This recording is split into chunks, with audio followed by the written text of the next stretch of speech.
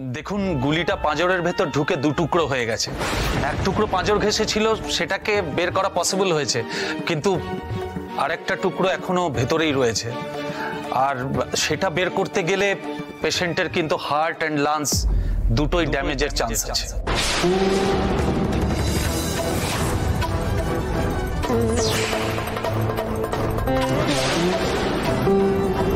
Doctor বলছে এখন তো মেডিকেল সায়েন্স অনেক অ্যাডভান্স হয়ে গেছে, অনেক রকমের ট্রিটমেন্ট বেরিয়ে গেছে।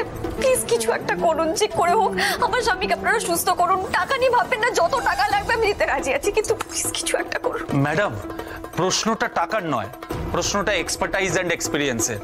বোঝার চেষ্টা করুন, আপনার হাজবেন্ডের কেসটা কিন্তু রেয়ার অ্যান্ড ক্রিটিক্যাল। ডাক্তারবাবু তাহলে এখন কি করা যাবে সেটা তো বলুন। মানে গুলিটা শরীরের ভিতরে থাকবে সেটা তো হতে পারে না। না দেখুন, এটা অপারেট করার মতো একজন এক্সপিরিয়েন্স ডক্টর আমাদের দরকার, আর একজনই আছেন ডক্টর ত্রিবেদী, কিন্তু তিনি এখন একটা সেমিনার অ্যাটেন্ড করতে বিদেশে গেছেন। ওনাকে এমার্জেন্সি বেসিসে আমরা আনানোর ব্যবস্থা করছি।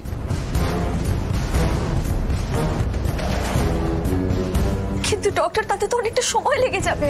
দেখুন, উনি এসে না পৌঁছানো পর্যন্ত আমাদের ওয়েট করা ছাড়া আর কোনো উপায় নেই।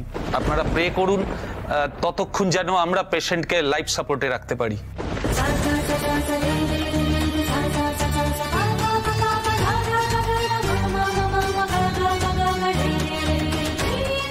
ডক্টর, ওই ডক্টর ত্রিবেদীর আসতে কতটা সময় লাগতে পারে? দেখুন ম্যাডাম, সেটা ঠিক বলা সম্ভব নয়।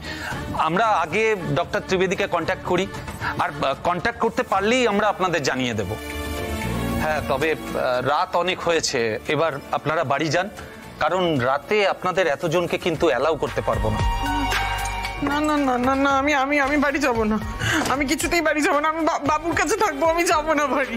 না না কৃষ্ণা, এতজন মিলে এখানে থেকে কি করব বলো? আমরা চলো, আমরা বরং বাড়িতে গিয়ে একসঙ্গে প্রার্থনা করি ভগবানের কাছে। হ্যাঁ ঠিক বলেছেন দিদি, বাড়ি চল। না না, কেউ তোমরা আমাকে বাড়ি যাওয়ার কথা বলবে না প্লিজ।